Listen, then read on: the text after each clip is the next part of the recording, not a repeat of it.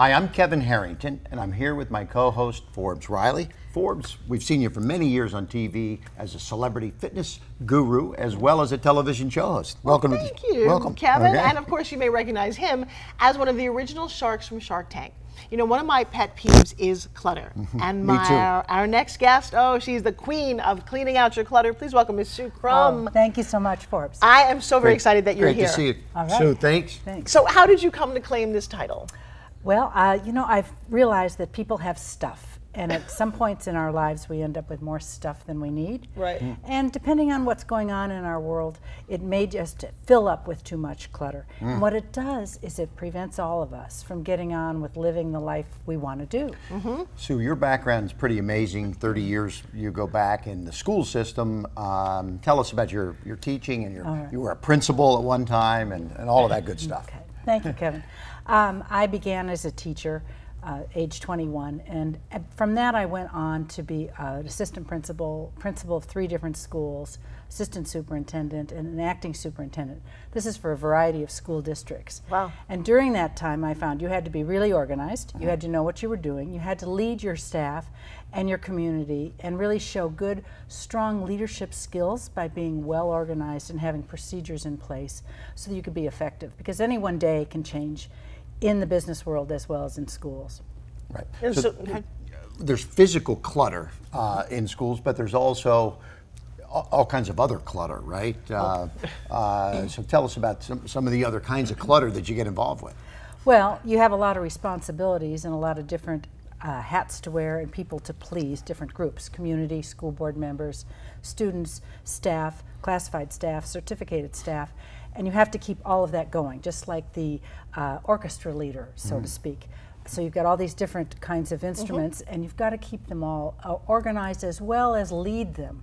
And I found that I really enjoyed that experience very much. It was very fulfilling. But at some point that had to stop for you because of something kind of not so good. Well, yes. My mother's health was declining, and she did not live in the same town, 100 miles away. And I have no siblings, and my father had died many years before. So I knew I had to kind of get off of that fast track and deal with that. So I left that and became in charge of taking care of her care. And I found that I was selling a house and buying a house and dealing with my mother's house, and I found how important environments are. And just as I had had a lot of different environments in the school districts and offices that I had worked in over my career, I found that when your environment is out of whack, it really makes you very unproductive, unhappy, and not bringing your best game forward. So I began staging things, staging my mother's house. Well, when you say, I was going to say, when you say staging a house, what does that actually mean? Well, it means putting the best foot forward for that house. So making that first best impression. So somebody's going to sell a house, like maybe rearranging furniture, taking the laundry off the bed when they come in, or... So that it shows perfectly, I guess, right? Is that a good way to say That's it? That's a great way to say it, Kevin. Okay. It's really getting the eyes of the buyer in mind and letting go of that emotional clutter that somebody has attached to their house. Okay. So a lot of the homes that I ended up staging were ones where maybe the marriage broke up, maybe there had been a death, maybe they were moving because of a promotion, or maybe they were moving because of a loss of a job. So I had to continually read the client as to what was the reason that they were selling and play that kind of psychology role of helping them through that. Did you ever notice when you wanted to like clean out some of their clutter that they were reluctant to do that for emotional reasons? Absolutely, absolutely. You know, and I kept coming back to, especially for those individuals going through trauma and stress, that you have to put on your business hat. And so I would lead through example of, look, this is a business deal. This is a piece of property to sell. We want to maximize the amount of dollars you're going to get. And people can't see that if you've got all of your stuff here. So for years you specialized on one-on-one, which has been great. Yes. And then you said, wait a second, there's a bigger message that I can get out to people. So what are you into now?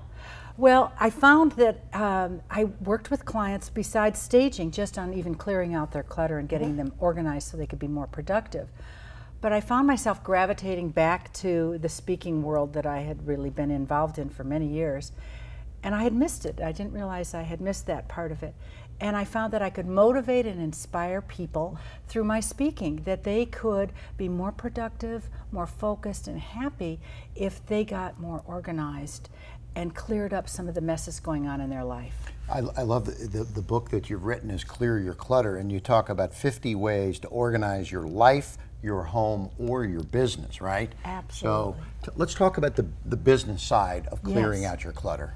Well, what happens so much is I think in the world of work, we have so many responsibilities. And so we're asking people to switch tasks all the time. So as bosses, they get a mixed message. Well, what is it you really want me to work on? I'm being told to do this, but now over here is this job. So it's helping navigate that for them as well as for the employer. You know, what is the important thing here? What is it you're really wanting that employee to work on? And for entrepreneurs, they're trying to wear a lot of different hats, because I left a structured career and went into being a business owner, totally different. So I had to learn that myself. The time management, the prioritization, the delegation, the deciding what is really my strong suit and what other people can do to support my team. And so I help business owners as well as companies help that with their employees so that their employees can come most focused to give their best when they're at work. And you would never think that clutter existed that way in the workplace, but Kevin didn't read the 3 things that I think are exciting. What comes out of this is that you get to be calm, focused, and happy. And I think that is exciting, because I do think that I also learned that the hard way. I come from parents who kind of held on to things, and so there's always stuff. And there's absolute emotional attachment. When you want to let go of it, you walk into a room that's well organized, and you go, wow, don't you feel different? Sure.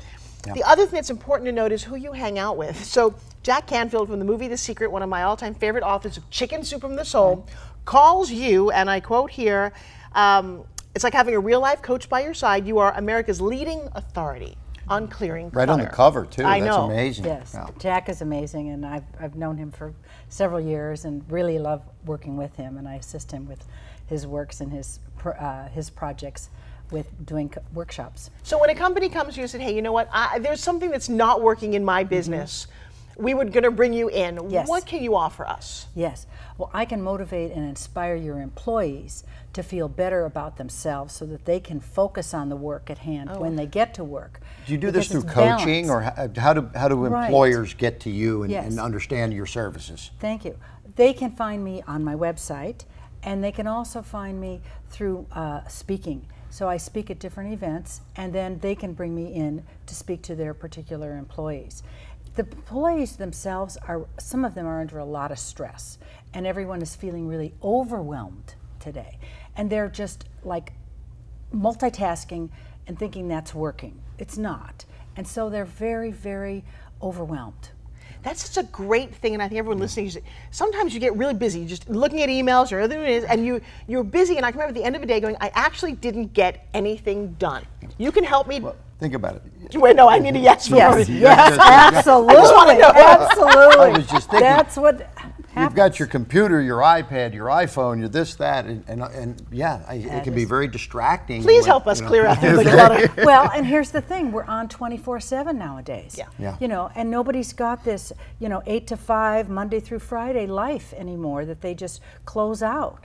And so it's how to set up those boundaries so that we can be most present when we are present. Said a couple of words that I keyed in on: prioritization and delegation. Yes. And that's important because so many people, they get so many things going on and they don't know which ones are the most important that they need to focus on. And I think what you do, as you said on the cover of the book, is give you calm, focused, and happiness as part of this whole process, right?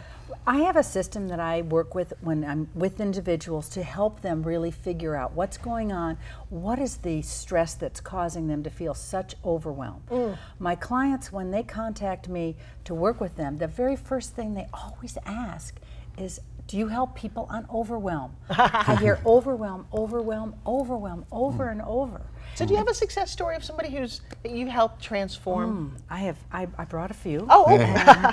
Very good. And so one particular client that I worked with for several months, her name is Pat, and she said, Sue, in fact, did save my life by giving me back the life I had begun to only dream of having, with a clean, organized, easy to manage home that my family can take pride in, and can invite guests to visit. This is an email she sent you. This is a multi-page testimonial after we worked together, because she just said, I can't go on like this.